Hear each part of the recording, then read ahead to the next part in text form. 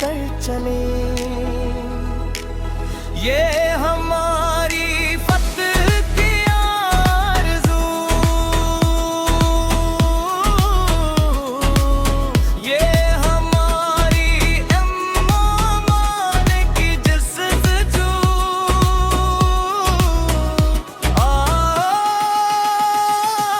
सब उसके दुश्मनों को मिटा कर चले।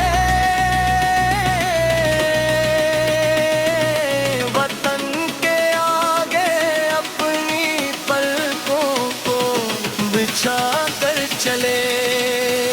ये हमारी खुशियों का जहां अबरू, इस पर निछावर करिए अपना तन मन और लहो। अक़लीतों को भी बता कर चले। वतन के आगे अपनी पलकों को बिछा कर चले।